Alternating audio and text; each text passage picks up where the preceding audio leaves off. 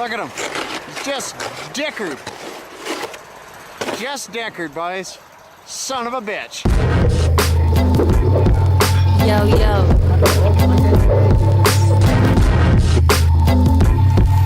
Class A, and macro. Not connected, not elected to participate. Bouncing down the stems will make your head hurt. Enjoy the takes. Says her whose head burns from hearing horror stories get burnt from gasoline. Hey everybody, welcome back to Take a Wide. This is episode 203. I'm speaking quietly because I'm doing this intro because someone is napping next door. So let me just kind of do this real quick. This is 203. Brought to you by Dave Love at photography.ca.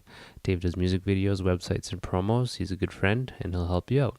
Also brought to you by dapperbeardoil.com. That's a beard oil company from Ottawa. My friend Andrew. It's the most subdued intro ever. Use promo code TakeAWide free ship, and you'll get free shipping on your order. And finally brought to you by wellingtonbrewery.ca. That is the beer sponsor for the episode. If you want to get some beers, go there. Craziest intro ever. Most quiet one ever, but that's how I have to do it. So I'm talking to Sergey. He was in the Weir, or he is in the Weir. He used to play with Wake. And we really go deep on this episode. We're talking about kind of the meaning of music and our goals, and yeah, I don't know. I really appreciated him coming on, and I hope you guys appreciate the honesty that we had in this conversation. So yeah, that's it. This is 203 with Sergey. 1, 2, 3, 4. 1, 2, 3, 4. 1, 2, 3, 4. Dude, okay, now we can talk about stuff that we actually were starting to talk about. I need a fucking beer. Oh man, that's a good one. Do you got one? No, I had a cup of chamomile tea with honey because I'm feeling like a little dude. Here, I got a. Oh shit, Wellington Brewery Iron Duke. It's a strong ale. Here we go. Cheers, buddy. Cheers, bud. Is there a way to say it like in Russian? Well, people here seem to think it's na zdоровье, but that's not really right. So we could just say hi. There you go. Just say salud. That's health, to your health in Spanish. To your health. To your health. So yeah, like what were we talking about, man? Before we we started talking about stuff and then we stopped. Well, it went to Colton real quick. Yeah, we were joking that we should start a critiquing. No, I was telling you that me and Muskie did a episode where we tried to critique the first record, and you just said like, yeah, you don't say anything because it's perfect. I was literally listening to that yesterday, and the podcast or the record? The record, and the third track is Clown, I think. Oh, it's been a minute, man. It's like, I think it's my favorite riff on the whole record. Down, down, down, down, down, down, down, down, down. That's the bass first, and there's a guitar. It's a fucking badass riff. Oh yeah, real badass. I'll never forget the time when I went to see Korn and Power Man 5000 back in like year 2000. And hearing 5,000 people yell, faggot! Good old days, am I right? Jeez, yeah. Fuck yeah. It's pretty cringy now, but... Man, even I was watching WALL-E over the holidays. You know that Pixar movie? I've heard about it. Man, it's a fucking good movie, but... So, basically, it's like humans have fucked up Earth, and WALL-E's this little robot that's left to clean up, and all the humans left in this big ship, but all the humans in the movie are all super obese, and it, in a way, I was thinking like, fuck, I don't know if that could be released today, because it's kind of making fun of them for being super obese, because in the movie they're just really lazy and they just float around in chairs, and it's like consume, and they just have like cupcakes in cups. It's like kind of a social commentary on, I guess, the times then, and just the consumer sort of mentality, or what's the way to say it? Like, A warning for our future selves, if you will. yeah, maybe. Like, yeah, it's just like a look into the future. Here's what could happen based on consumerism going out of control, and everybody in the movie, all the humans are all super chubby, and just thinking like, yeah, I don't think this would be met with. It would be met with some friction today, for sure. Yeah, possibly depends on how you sell it. But, yeah, all that means is that all the poor people are dead. Yeah. In the movie, the whole Earth is covered in shit. It seems like in garbage and stuff like that. Okay. Yeah. And the ship that left Earth was like not that big, because when it lands in the city, it's like that can only hold like 30,000 people. So what happened to the rest of the humans? Maybe they're all dead. I should probably look that up. Yeah, maybe it's like a modern retelling of the Tale of Noah. Maybe, kind of. Yeah, well, actually, 100% it is. They left and they were supposed to come back when... Hey, you kind of just blew my mind, buddy. Fuck. Cool. Yeah, so that's what we were talking about before this started. Corn. So I can go now, huh? Mm-hmm. Okay. That's the end of it. Nice to see you, bud. Sweet. I was thinking, buddy, that like when I think when we first met, I don't know if it was out, I think it was out west. I feel like it was in Calgary, but I remember being like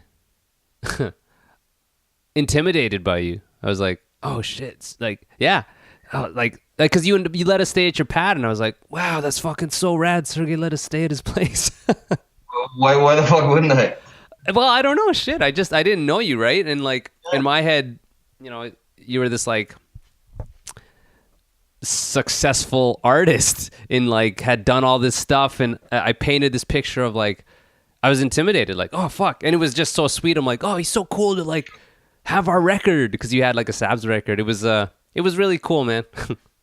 Yeah, but like you know, considering all the things that you've done with yourself, like when I was still figuring out how to play a stupid power chord, you were already kicking ass out there. So I don't know. Well, I don't know. I feel like you're just too nice of a guy, but like I'll just tell you in my head, I'm just a big old poser that somehow got to play like somehow got to do all these cool things. And fuck, man, I feel that way too, man. And that might tie into why like certain people intimidate me. I talked about this on another episode, but just like, yeah, I kind of feel like a poser because I don't know, just like I get that. I feel the same. I feel the same a lot. Certain people are like the real deal, and I'm like, oh, how am I here? Fuck, you know. No, like, but that's exactly how I feel about you now. Like, you guys are putting out this sweet new record, going on the road. You have like another 6 in the bag, I'm sure. Always doing things. What is the real deal, man? Like, who? I know. Like, I was thinking about it today because, like, it's funny you bring it up because, you know, Fast Eddie passed on today. I saw that, yeah. You know, like, and that made me super sad. Like, I was never like a huge Motorhead guy, but the idea of Motorhead was like this, like the band that fucking did it. Like, they went out there, they were larger than life, but and you don't want to probably think. Oh, fuck, sorry. No, it's okay. If I walk down now, would that fuck up the call? It's okay. Let's try it. I could just hit pause if it does. Try it. See what happens. Hit pause. Okay. But yeah, so like. So do you think those guys ever felt like they were posers, like they were frauds? I don't think they ever did. I know. I was gonna say I don't think so either. I don't think so. Like. Let's say, not that I'm comparing myself to Fast Eddie. No, I know what you're saying. Like, think about the dudes in like Converge. Like, what's their perception of what they're doing? You know, I wonder. Because like they're a band that's like kind of universally praised, but do they get in their own heads about like we're posers or not? Because I bands, people like my bands and stuff, but I guess I just am. I don't feel I don't like the cockiness of like my band rips. I know my bands are good, but even to say my bands are great sounds cocky. Kind of sounds douchey. It's funny because you know you have that's another conversation that Jim and I have been having for in a lost little while because we're not exactly all that super band guyish on the internet, the way we present ourselves. Like to us, it's apparent that we don't take ourselves too seriously. And we wonder if that maybe makes other people not take yourself as seriously. And thus, the circle repeats. And then you think of yourself as somebody who's just sent it to have a couple of laughs with your buzz, which is kind of true. Yeah. Which is exactly true.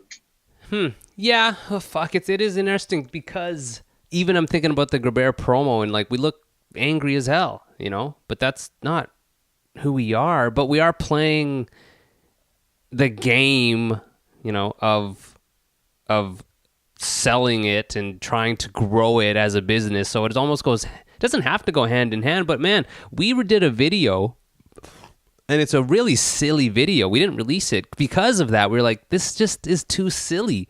It's exactly who we are, but it's like it almost diminishes the perception of the whole vibe of it, which is kind of shitty to admit, but it was the move we decided to make because we're playing not to win, but we're trying to make the best decisions to grow the band,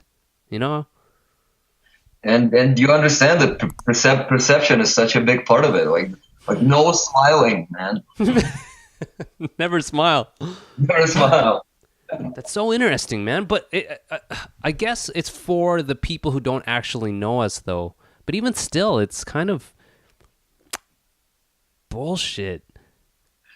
But is it bullshit if you're like, because if people don't know you, they can think like, oh, these guys are just a bunch of goofs. They're not taking it seriously. Why should I take it seriously? Wow, that's it 100%. That's a good point, man. If you don't care about it, then it's totally fine. But if you are, because let's face it, like what we're trying to, like what we're attempting to do is pretty serious stuff. It's exercising a lot of negative energy that you have in yourself. Yeah, fuck. But you can't be like, I don't think I could be full on all the time. Never have been. Yeah. Yeah, shit. I guess that's a big part of it is you want to be taken serious. But that's like if your music rips, like let's say Mutoid Man, they're super silly and their merch is silly and they're silly guys, but the music isn't like dark and moody. It's its own thing, so I guess it depends on the music you're playing. Like let's try to think of a fucking band that's like really dark but is like silly. I can't think of one. Like Nails, those guys like wave that flag of like, oh, we're so metal, Oh man. Well, I mean, but then there's a whole subgenre of black metal. Like I'm probably gonna get like crucified for this. No, there's like 20 people that listen. Yeah. Okay. Sweet. I don't live in Calgary anymore. Sorry, what's that? I cut you off. Yeah, no. And to me, that is a really fine line because those are like that whole subgenre is over the top, and sometimes it works. Most often, it doesn't for me. Well, man, yeah. Then, like, if you try to present yourself in that extreme manner, like, what is the rest of your life like? Yeah. Like, I remember reading this article, and people were like. And I never thought about it up to that point. Like, there's this band, Death Spell Omega, right? Uh-huh. They're in France and never played a show. Nobody knows who we are. And like somebody wrote an article, was like, what it's like. Imagine like being the guy in that band and like going to get groceries. Just like, you're creating this intense art genre, like genre bending, mind fucking everything. Like, very serious, very actual. Like beyond this world, but then maybe you're gonna take your poodle for a walk. Well, like it makes me think of like rappers or artists. Like let's say trying to think. Well, a rapper, let's say, like the persona you take as part of the art form is this name and this look and this whole lifestyle that maybe isn't true, or maybe even like I think of like Sean, for example. Like he goes by Wormzilla.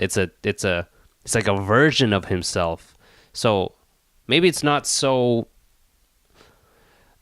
Maybe it's just natural to like, if you're doing like, so this is me, but this version of me is the artistic version of me. And I can, creativity will kind of allow it to be its own thing. Like like a hip hop guy will have his whole persona, and an artist might have their own tag name and their own sort of vibe that's attached to it, which is literally just like even Shawnee, Wormzilla. Like if you can attach Wormzilla to a certain vibe of the look.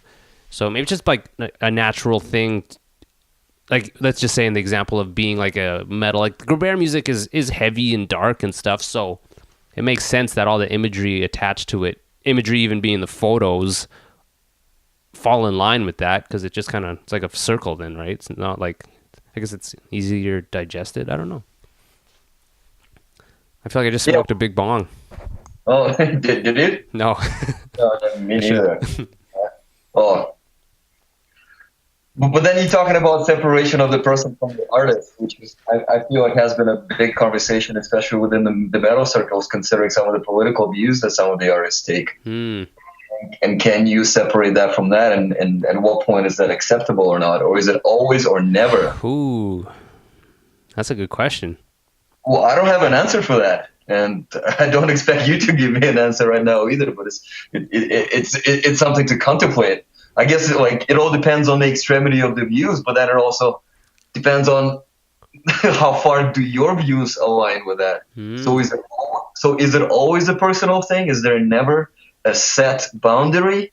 Like you were talking about Sean Wormzilla. To me, Wormzilla is more of a graphic representation of the artist and not necessarily a musical thing, because he's a super talented guy when it comes to other disciplines, like versus rip and riffs. Well, I guess, yeah, with that, when it's, well, if you're in a band and the singer, like the vocalist, because let's just say, because it's easier to, let's say you're an instrumental band and you're writing fucked up music, like it's kind of hard to put your political views out there without literal words, right? 100%. But I wonder if what about those guys that hold extreme political views, but don't let them shine through the music? And by shine maybe is the wrong word for that. Yeah. But show, yeah. It's interesting, man. It's because to some degree it may cause you to get ostracized, but then to some degree it may cause you to get ahead based on your political views. True. Yeah. It, I guess, depends on what your intent is with what you're putting out. I don't know, man. Shit, we're in a deep hole right now. I don't know. Man, we're talking about, we got to get back to fucking talking about farts and weed. Oh. No, I love this shit, though. That's kind of the whole purpose of this, is dissecting why we do it and why it's there. And even, well, shit, like I can like kind of route this to like you, like because the whole point, me and Mark were talking about this, where there's like tight knit bond to the people who continue to do it, because fucking starting a band rules. Starting bands is great, and there's like a honeymoon stage. It's like a relationship. It's great at first, but like into our 30s, and if you're still doing it, it's just such a like, you're just so legit. Like, that's why all my buddies, I feel so close to them. Like you, like, dude, how many times have we sat down to talk like this? Maybe never. Yeah, but, the one time. Yeah, but it's so. We probably talked about farts and weed. Yeah, but it's so comfortable because it's just, there's such a connect, because it's like, oh, you're still doing it. How many people do we see fall off? But like, to think about why we're still doing it now, I always love to kind of pick at that, because we absolutely don't have to do this. That's tough, yeah. Or do you have to do this? Well, I feel like it's also kind of like, if I was to go off and say like I feel this divine fucking drive to keep creating, like I would feel like full of shit. I feel like there's like a lot of selfish reasons for me to keep on doing this, and they all involve satisfying my own ego, because I just want to make, like, I want to make things that I like, and to quite a bit of degree, like I want other people to like it. And like I'm exposing myself here, but like it hasn't, like, it's not often that happens, but sometimes I have heard that things that my friends and I have created really made a positive impact on somebody. And I feel like that shit is addicting. Yeah, shit, eh? It's like, But then does that inform the art that you end up creating? Fuck, I'm not even high. I just like Steve, like I will level with you. I just been thinking about this a whole lot myself, especially since the last few years have been quite a ride for me. yeah, Like I stopped doing I stopped touring pretty hard. I quit the band that I worked pretty hard at for a few years because we can get into those reasons later. But you know, I went back to school and turned my life around, attempting to be a bit more of an adult. So now I did all those things. I achieved what I wanted. Now I sit at my desk and I'm like, well, fuck, like, am I just a piece of shit poser now? Like, did I totally sell out?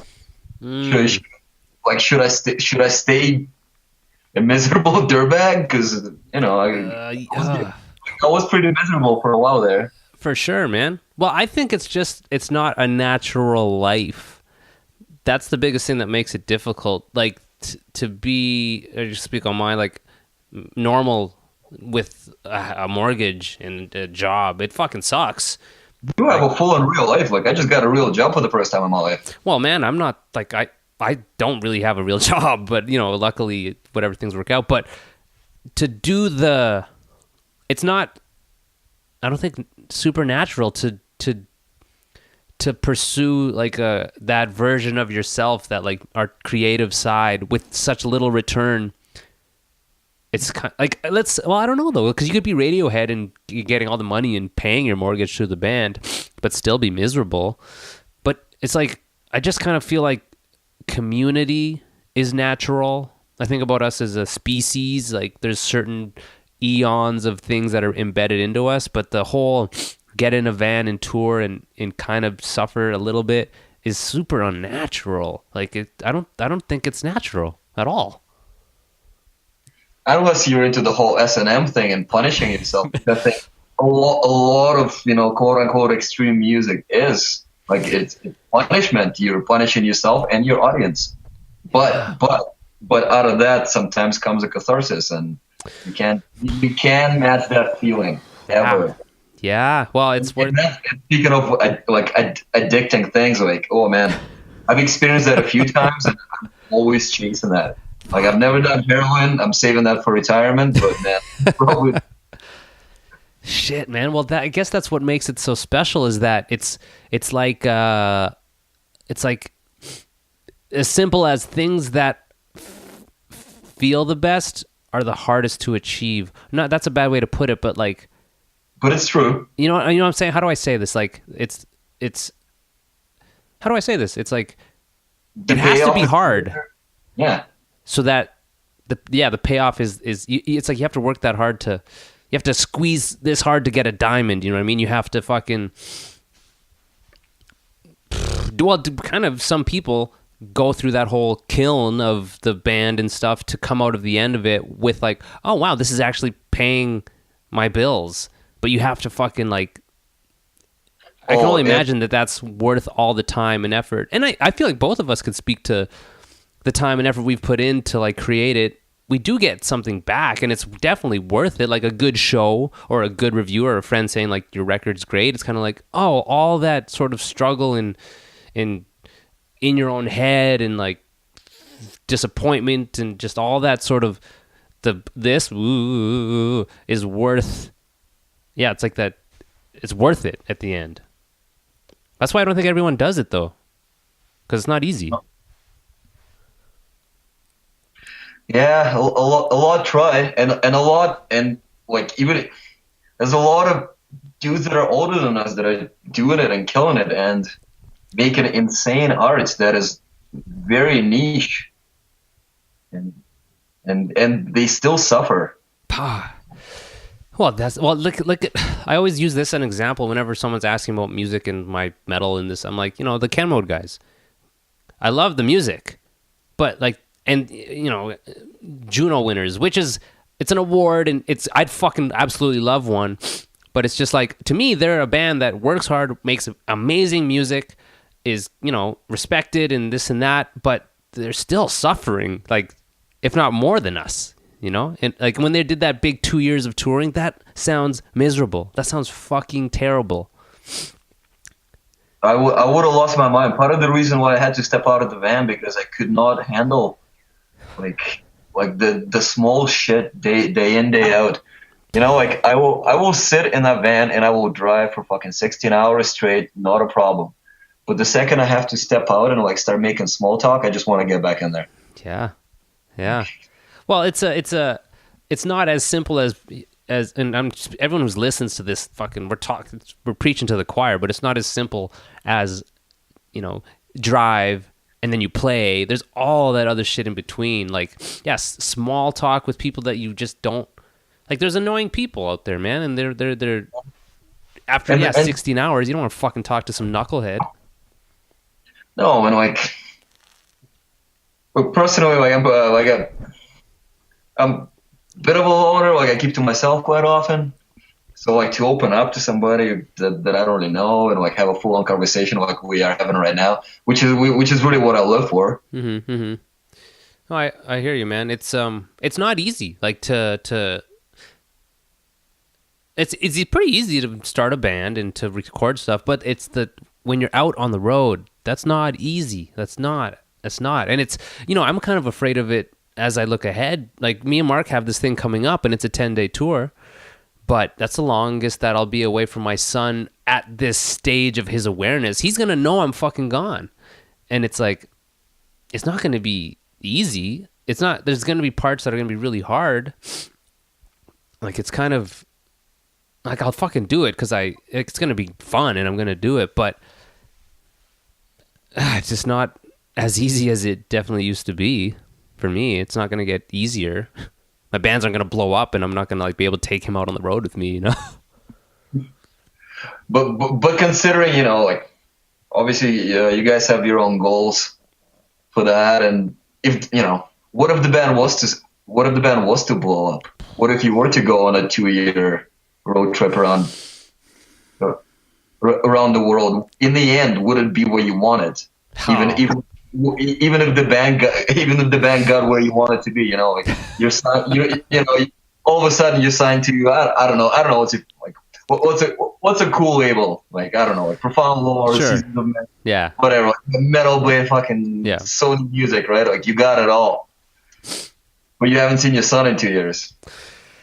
Man, fuck, I would love to sit with you and Jim and talk about this stuff, only because Jimmer, when I can't forget what he said. We were talking about music and I was like, yeah, you know, I want my music to last and this and that. And he's like, what does that mean, to last? Like, okay, your kids might remember it and your kids, but like, that's it, you know? Even, well, okay, so how many bands from 40 years ago do people remember? And like the amount of bands that are now. Are you talking about like the general listener or somebody who's a freaking nerd? Well, let's say it's hard to say. I guess it depends. I mean, like, sorry, like I'm just asking that question because I'm a dong, but like, no, I totally get your point. No, but it's not a bad question because it would be like in my head, I want my band to be big, so I'm thinking about everybody, like not the nerds.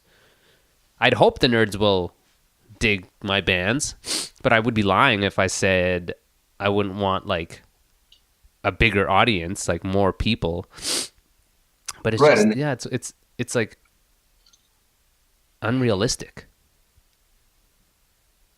but not at the same time. Like I talked to Shawnee about this, you know, as far as let's fucking aim for the stars. Let's try to be as big of a band as we can be and never sell ourselves short. But part of me is like, well, I feel like realistically, it's always just be a tiny little thing. Well, that's the truth, I think, though. And we're talking about, you know, like the amount of content that is out there right now. Even though not a lot of people do it, there's always a younger generation that's coming up. And guess what? They got more piss and vinegar than all of us. Yeah, and they are gonna go out there and they are gonna kick ass and they are gonna take your spot under the sun. So, So, man, so like, just kind of back to like I love it. I love talking about this type of shit, man. Like, yeah, good. I don't like. I had plans to like. Oh, so what was your first gig like? Rah, rah, rah. But this shit's like. I love dissecting it. For you to still do it now, like, where's your head at with music now? Because it's almost like it sounds like you've come to peace with what it is. You play heavy music. It's like, I'm just gonna make heavy music, or what is it for you? I want to keep exploring. Like it's always gonna be heavy. Like some days I get a pretty bad urge to get into the van again, and we'll see. But like the projects that I'm in, the Weir, the band that I'm in right now, we're not gonna do that. And the prospect of starting another band and doing it all over again, oh man, I don't think I could do that. Thankfully, we got technology at our hand. So I think what I'm going to focus on is actually becoming, fuck, this is going to sound so douchey, but like the best songwriter, composer that I can. Word. Yeah, and I'm going to try to collaborate with people that I care about and respect as musicians. And if they are down, then that will be amazing. And if something comes out of it, but like, I don't know. It's still always that thought in the back of your head, like, well, this next record is going to be fucking great. And I know that feeling. It's always the next one.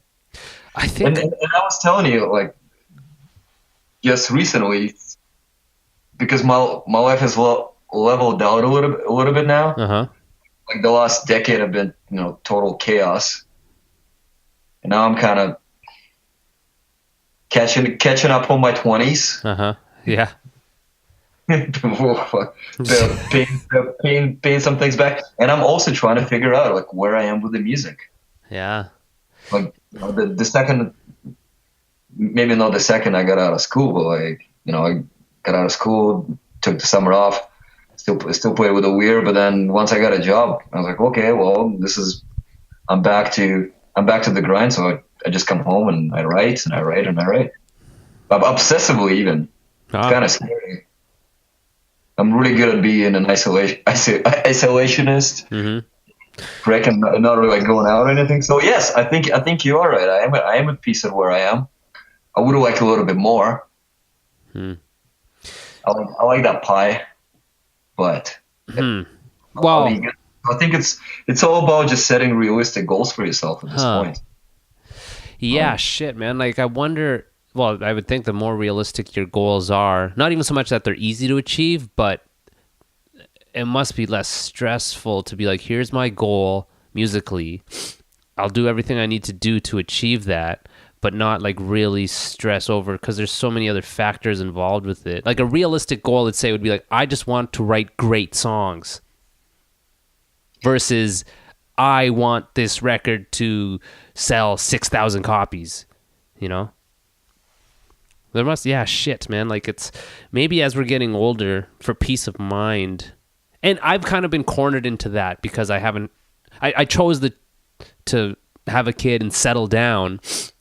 So just by default, I'm just like, well, I just want to make good music, and if I get to tour, cool, because like that's realistic. I'm not going to be like this next Grabber record, we're going to do this and we're going to tour 6 months. It's just not realistic. But I feel happier than I've ever felt, and a big part of that is I'm lucky because I have Viv and I have Tay. But let's say I didn't have Viv and I had Tay, I would like to think that I'd be like way happier just being like I'm not hungry, I'm sleeping in a warm place, my friends are doing great, and I can record good music.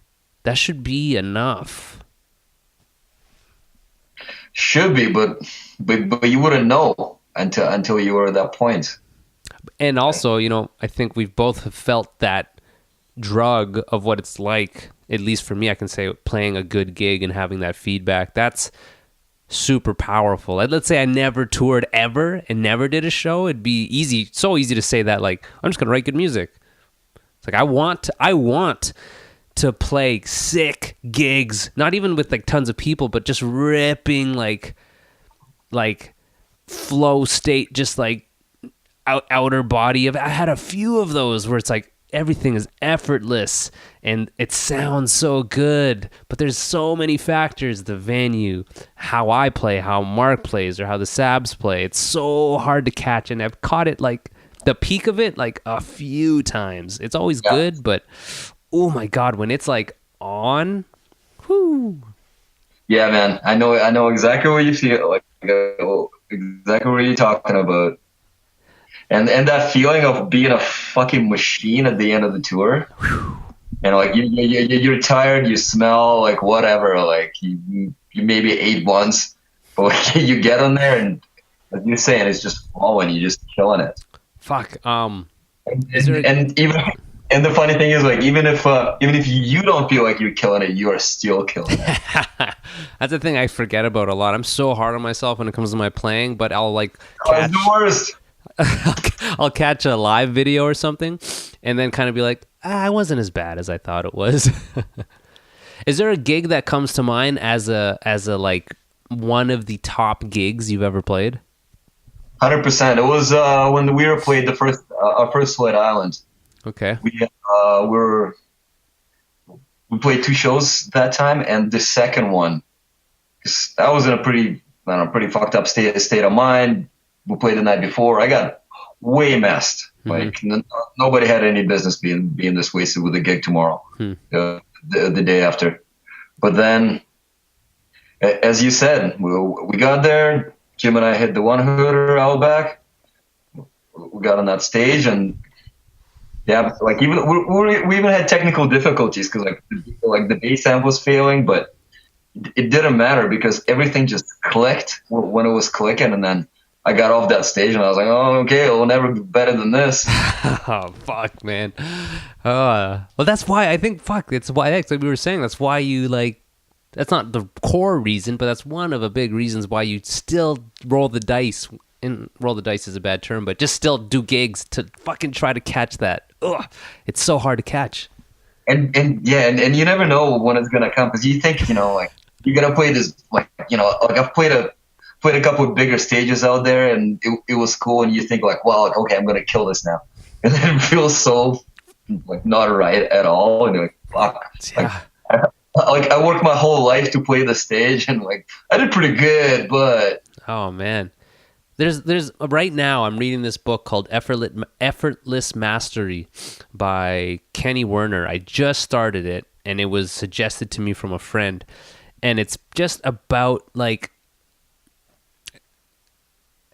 the mental game. That's the biggest obstacle in my life with music, is the mental game. But just talking about how it is possible to get out of your own way and achieve those types of gigs or that type of mindset where you're just, you're just, there's got to be people who do that every night or close to every night, like some sort of Zen master musician who every night has that Sled Island show. Fuck, imagine that, dude. Yeah, that meditation. But like, I like for me, playing music is total escapism every time. Like, I just want to forget everything. I rarely forget everything. so many times there's some stupid thought in the back of my head nagging as I'm trying to, play the sick one-note solo. It's hard, man. It's really hard, and we're complex things. People are complex, and we all have our own sort of things. So to try to execute this physical thing, but also forget that you're executing it is something I really want to fucking try to fucking get to as close to that as I can. That's almost like part of the goal. Like, I want to make good music and this and that, but I want to fucking rip gigs where I'm just like eyes closed, not there, just like part of it all. It sounds so fucking hippie, but there are little spikes in sets where I'll get that, where I forget that I'm there, or I forget certain things, and I'll just quickly get snapped back. It's almost like lucid dreaming. Like, I'll be playing a set, and for a second be kind of not there, but then I notice that it's like a dream, and then you wake up. But it's exciting because I know it's real. I know that it's possible to get there. But it's like, fuck, how do I get there? How do I do it? I've tried like a beer, or maybe I need to practice, or I need to like empty my head, but it's fucking so hard, man. I need a cigarette too. Shit. Sorry, man. This video call wasn't such a good idea, now was it? Yeah, fuck, man. I do have some things though, like, because you like just talking about music and you still want to do it and stuff, but it's not easy to do 10 years of music and then kind of change gears and then like go to school and get your shit straight. Like, fucking, like, how did you do that? Because I don't have a good job and I'm trying to do the band thing, but I'm also like realizing like, man, it'd be great if I could figure out some normal life stuff. I'm like, oh, maybe the podcast will do really well, or like maybe I don't know, I could do drum lessons or something. But like, you figured it out, you did some hard work, but like, how did you not stop? Because man, 10 years of band stuff and then to switch that gear must have been really hard to stay focused. Or no? Man, I can tell you though, there was a lot of mental anguish going on there for a while, and there still is. Huh.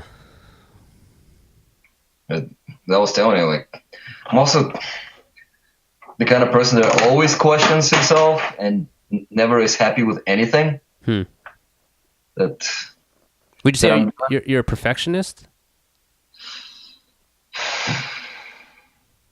Nothing I've ever done is perfect. But no one's is perfect, right? Yeah. I don't know. It's always that thing. Like, what's next? What's next? What am I doing? What is coming? How can I get there? Well, going to school, like, that was a good choice, right? Do you feel like it was, or? I think time will tell. Yeah. What did you do? What did you go for? I became like a glorified draftsman, if you will. Okay. Well, is that like engineering? It's architectural stuff. Okay. So, you know, I sit in an office and I draw buildings. which is pretty cool. Like, it is satisfying in its own way. Is it? Huh. So do you get to be creative in that? Or is it kind of like you do? A little bit. Down the road, I imagine I'll have a bit more input on what happens, but for now, I'm just at the bottom of the totem pole, which is kind of like starting a brand new band. Well, you know, the thing is, man, doing creative things costs money. It costs time, and it costs money generally, like a record or a canvas or whatever. And most of us don't have that sort of capital behind us. So even when I think, I wish I would have maybe set myself up better to sort of make some money, so that I could invest it in the band and invest it in my creative things. Like, that must be some piece to like, well, because it's a good job, right? Like, it pays okay. It's decent, yeah. So that, even in that, helps fuel the cost of being creative, because there's a cost. It's not free. It is free, but it's not. No, it's never free. Just look at your Long McQuaid account. It's not free. Don't look at that. That's a bad idea. That fucking store, man. But like that, just thinking of you, like, I think like, well, that's good that you did that, even if it's just like it helps you afford the music stuff. Yeah, like it was a step sideways, which allowed me to take a different road forward, and we'll see how that's gonna work with my my creative output and what I do, because at this point, you know, like, if I wanted to do a bit of touring, I could. But definitely not like 2 years worth. I think of Neurosis, man. Those guys don't tour a lot. But they used to, didn't they? They did. Yeah, well, that's the thing. Like, I feel like they don't tour as much now because of all the effort and work they put in before, which I didn't do. So it's kind of like, if I try to do the math, it's like, well, I don't know if that's going to be possible. I'm choosing to tour when I want, but it's not like a lucrative giant thing. It's still fun, but I think of Neurosis and I think like, fuck, that would be dope to be that type of band that can release a record that fuels itself. People buy it, it funds itself, it, you know, reinvests its money, and I get the opportunity to go out and absolutely make it worth my time when I'm gone. Because like, let's say this Grabert tour, if we go out and there's 10 people for a show, it's kind of like, fuck, like it's hard to justify. It's fun for me, but like I can't just leave Tay and Viv to go play for 10 people a night. Yeah, you got responsibilities, and pleasing your own ego only goes that far, right? Oh fuck, man. Yeah, I just it'd be great to be at, because I'm assuming Neurosis does okay. Fuck, I'd hope. Yeah. Jesus Oh Christ. yeah, they travel everywhere, you know. Wonder how much they get a night. I wonder how much their guarantee is. $5,000, $10,000. I wonder. I wonder. Yeah, I don't know. In Russian, there's a saying that you should never count other people's money, so I try not to. No, man. Well, it's. I am absolutely curious to know, but that's not my fucking business, right? That's their business. But whatever they get, they deserve it. Yeah, man. Fuck. Yeah, I wonder. So, what about you? Let's say the Weir like kind of blew up. What would you do? well, It's kind of hypothetical because but what kind of blow up are we talking? Like, say like we're writing this new record and we're talking about going to an actual studio to record it and put in money towards the sonics of it, and then boom, you get let's say even though we don't tour much, like some cool labels like, hey, well, we want to put out your record, but you got to go on the road. Yeah, let's say the record does well and it makes like a top 10 Vice thing, and some booking agent hits you up, and then it's kind of mapped out where like the next year and a half you're going to be doing festivals and part of this package tour with Neurosis and like those that is a hard scenario right there, Steve. I'll fucking join them. I'll do it. I'll learn guitar. It's fun to think about because it's like, I guess it's daydreaming. It's like I'll go to bed sometimes thinking about Lotto, like, oh, what would I do with all that money? And at the same time I could think like, oh, what if this record does really well and like we get these giant opportunities? Maybe, fuck, I don't know. I have faith in my bands. They're good bands, but who knows? There's a lot. So there's a new record. I would make an effort. 100%, I would make an effort. Yeah. But if it came down to like restructuring the whole band, then fuck no. Like getting new members. Yeah, like say like half the band can't do it, right? Like, what are you gonna do? So you'd only do it with the dudes you're with now? Yeah, do you turn it into a machine? Like you're talking about making a band a business, and that probably part of the reason why Ken Motor is as successful as they are. Pun intended. Yeah.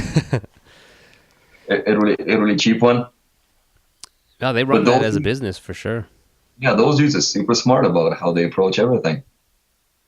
I always wondered that about those guys, like if their longevity is part of that, because like of all the band, like the bass players they've gone through, like that alone, if say they didn't have their shit together, would probably be enough for them to be like, fuck. Or maybe if they weren't brothers, like maybe they would. Or had this insane drive behind them, being the iron will. Fuck, man. And that's back to feeling like a fraud. Like I really look up to those guys, what they represent, and like the fact that they know my band and like my band is like, that's just all my own head stuff though. I'm always like, it's same as you, man. I'm kind of the same as you, dude. Like I'm never like really happy with what I put out and never really like confident in what I'm doing. And it's odd because I'm on this platform of like, here's my show, here's my opinion, blah blah blah. But you're talking to like-minded people, and being a fraud. And quite often I'm talking about like what I was talking about earlier. People come up and they're like, oh man, this was an amazing set, blah blah blah, like your record was cool. And I'm like, really? Like I don't believe you. Well, maybe there's all different types of people, and maybe we're sort of the similar type of person. But I talk about sometimes where, at least for me, like being in a band and the aggressive music, like I feel like I kind of partially play heavy stuff because it's powerful, man. When I'm on the kit and we're ripping a sick riff, it's like I feel super powerful, because I'm not. In my day-to-day life, I'm kind of feel meek and like, oh, I'm the polite guy. So it's definitely a big, I don't know how much of it is why I play heavy music, but it's fucking, when it's on, and especially the volume and the aggressive, like it's not me, like I'm, silly kind of guy, but like it's so like it's like armor, it's kind of like this armor I wear, because I'm just kind of the same, man. I'm not ever 100% with myself. I don't think anyone really is, but there's degrees of that. I feel like I'm on like maybe the kind of bad side of it. Yeah, I agree. I'm right there with you, man. But I think it comes from like being attracted to heavy music to begin with for that reason too. Like, you remember being a shitty teenager and super moody and trying to connect with something. Mm-hmm. Like in my case, when I was younger, my family moved around a little bit. We, changed locations quite drastically a few times. And that heavy music, that's what's always been there for me. And I don't mind being alone as long as I got some sick riffs in the headphones. What, like, think about, let's say, I guess if you still have your ears, but let's say you lost your hands. Let's just say, I think about that because I'm a fucking drummer. Let's say I couldn't play. I think about that too, because I was doing carpentry for a little bit and had a couple close calls from the table saw. And what do you do, right? Well, I still think of looking ahead, because drums are physical. The music I'm playing is really physical. I play physically, but that's only going to last so long. So it's kind of like, fuck, like I don't want to lose this, but it's really hard to picture myself at 60, like blasting, But that's maybe being real. Like, I can't do this forever. I'll do it as long as I can. But it's terrifying to think of like, fuck, what happens if I can't? Like, I can listen to music. That's cool, but I kind of need to play it. What if have you considered that you possibly might find another creative outlet later on in your life that would be just as satisfying? What if it's less physical? What if it's, Do you think about that? Yeah, absolutely do. Like, what if you found joy in writing, or painting, or like, I don't know, like there are a million creative things that you could do. Yeah. Well, fuck yeah. I don't think nothing will ever fill those shoes for sure. But if you're faced with the reality of like, well, okay, like I cannot do 250 BPM all night long. Yeah, fuck yeah. It's hard to come to terms with reality, man. We have, even in our lifestyle, have lived an unrealistic thing where it's like, I'm going to fuck off and tour all the time, but when you sit down and like, you can't do this, you can't sustain this forever. Even realities of like, I'm going to get old, my parents are going to die, my friends are going to die. Like, there's like real, it's hard, man. It's the sort of, the Bison guys talk like Peter Panning, like the whole being a kid for a long time. And we all kind of live that, but maybe it makes it easier to face like real life, in that we're going to get old, or like we can't tour as much, with like kind of back to just being at peace with being creative. Everyone's creative. The biggest shame is like, I can be creative. Everybody can be creative, but not everybody is. Like, my wife's creative in her own ways, but like, I feel like I wish she was more creative, because I get so much out of it. Why aren't more people like creative people? But I guess, I don't know. I sound like an ass because I'm assuming that there's people who just don't do anything. But that's true, right? There's a lot of people that derive so much pleasure out of different things versus being creative. You know what I mean? Like, you could go out and help people. You could do. Yeah, true. Yeah, it's the hardest thing to do, man, is to fucking try to think in the head of someone else. Because all my stuff is like all my history, and I assume this and assume that and assume that, and my truths are my truths. But I didn't live your life, you know what I mean? We live similar lives where we make music, but that's the thing I need to fucking check. Like, thinking that I know how things work. I don't know. I know how things work for me. To rewind a little bit, you're talking about, like the future and long-term goals, but is there an ultimate goal in music, period? Like you might have one, but does anyone ever achieve that? Like can you ever be the biggest band in the world? Because you won't be for long. You might be for a bit. Is that a good enough goal? Like, Wow, can you man. can you stay on top forever? Like, what is the ultimate? Wow, man. Wow, I don't know. Yeah, I don't know either. Wow, man, that's a fucking crazy question. So I'm trying to talk myself into thinking in the way where creation for the creation's sake is the ultimate goal. But as you said, having experienced all those things outside of just the act of creating, like you want more, and to scale that back and to like fully go into yourself and only be happy with that, like that also ties in with the whole like meditation and the lucid thing. Like you just clear everything that's not important. Yeah. But you just need to define what is important. Wow. Yeah, fuck. Yeah, fuck, man. Like The ultimate goal in music. because at some point you are right. At some point it is going to end. It is. Yeah. Well, yeah, fuck. Like, let's just, I think of this scenario, not that it would happen, but if I'm old and it's like you have a week to live and then it's like, all right, if you were somehow aware enough and they're like, we're literally going to pull the plug on you in that hour to think back and be like, fuck, what should I have done or what shouldn't I have done? And to hone that down to music, well, what the fuck would I think? And it's really scary considering what we just talked about, that neither one of us are happy, 100% happy with anything that we've done. Like, I don't know about you. Like, I don't want to die in regret. Yeah, fuck. Well, I guess, man, So it's time to change the way of thinking. Fuck, I guess the ultimate goal in music is to be, well, part of it, maybe this isn't the ultimate one, but when you're creative, to be as honest as you can be. Now, that's broad. That's a broad stroke, but if I was dying to look back, to have some sort of like, well, that was not the best that I could do, but I want it to be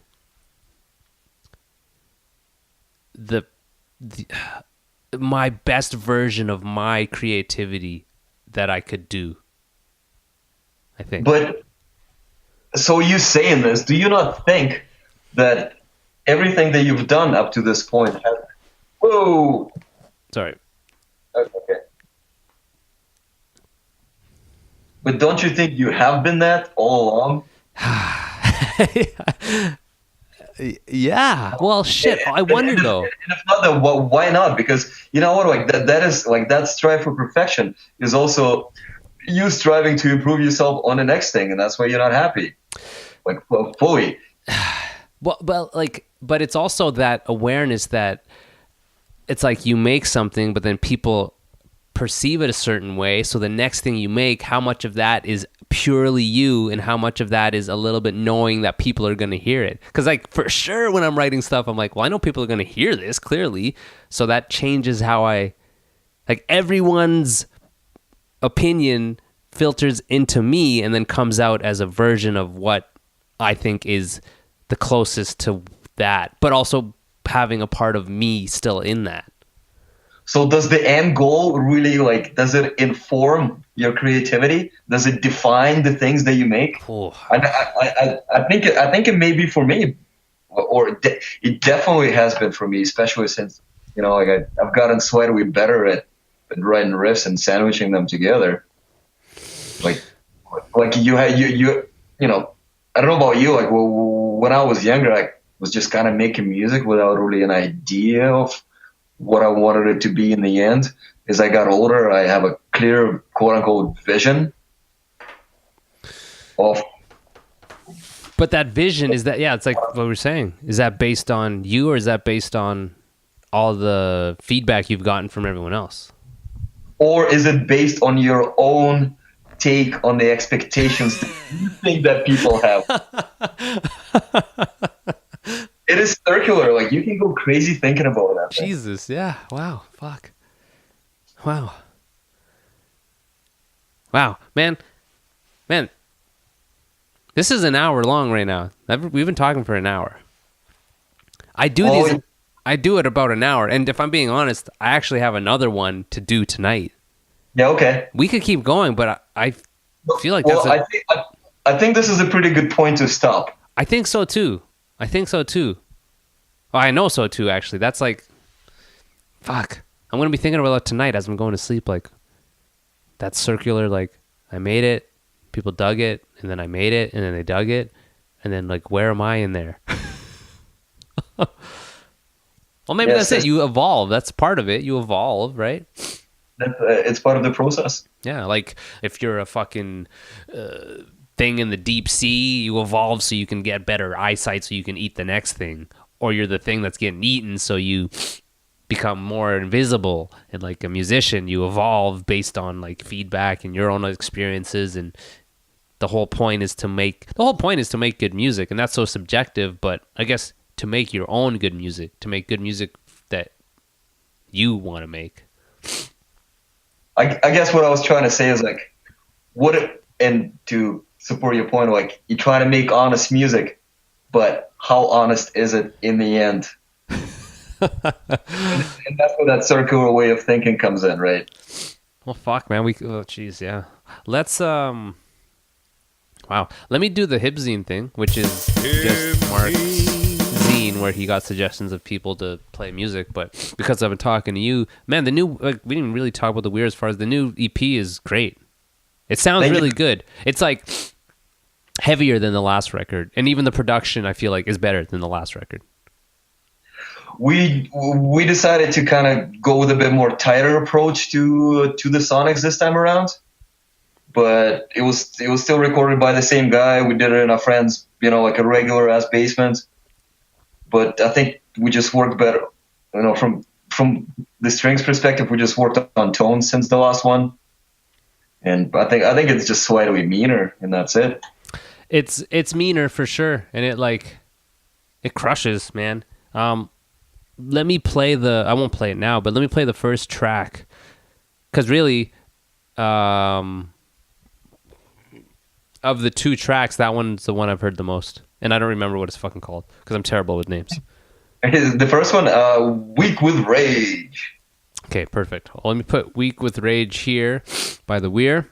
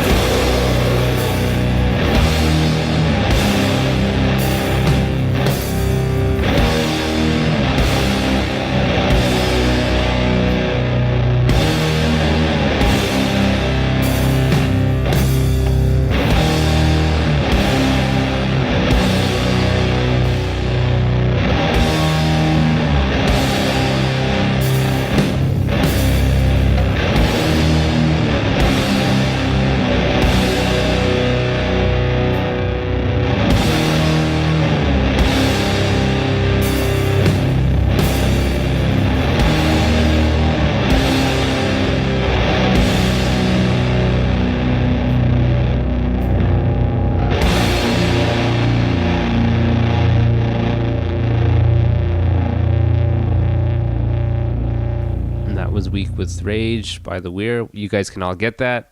What is it? Theweir.bandcamp.com? The Weir, .bandcamp.com. Okay, cool. We have a Facebook page. Follow us on there. Sick. Yeah, please do. Support your friends. Support local. Like, and honestly, man, like a lot of people listening are our buddies. So it's not like, who's Sergey? It's like, okay, yeah, cool. I get to listen to Sergey and Steve talk. But if not, fucking get it anyways. There are definitely people who we, might be introduced to you guys now. But if, Jim's been on a few times, so.